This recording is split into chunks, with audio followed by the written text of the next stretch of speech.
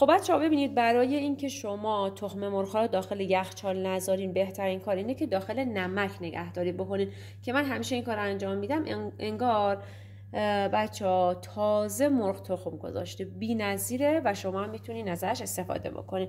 یه دونه میایم تخم مرغ ها رو میچینیم.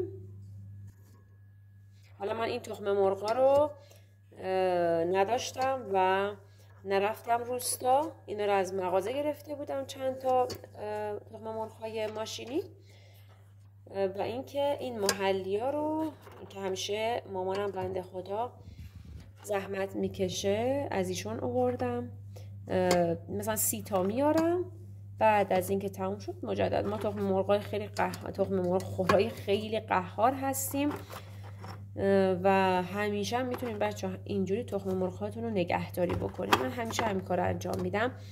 هر بارم که برمیدارم مثلا واقعا اینقدر سفیدش شفافه که حرف نداره. میگم انگار که الان از زیر مرغ برداشتی.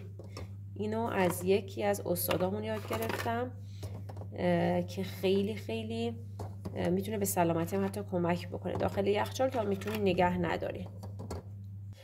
بچه اینا رو که میبینین کثیفه دیگه نباید بشوریم. خب اون کلسیومی که داخل پوسته جذب خود پوست میشه و اون میکروب ها میره داخل خود تخم مرغ.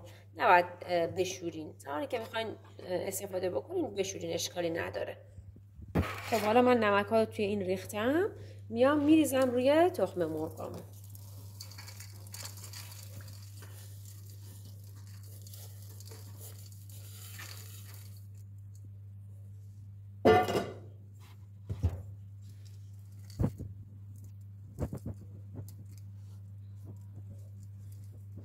همین تخم مرغ ها باید زیر نمک باشن بچه، هم زیرش هم روش پر از نمک. اگر اینطوری نگهداری کنین 6-7 ماه چه همینطوری توی نمک میمونه. اینطور که میگم توی بدن مرغ هیچ فرقی نمیکنه. بچه اینم یادتون باشه این نمک نیشابوره، ببینید مثل الماس میدرخشه بچه.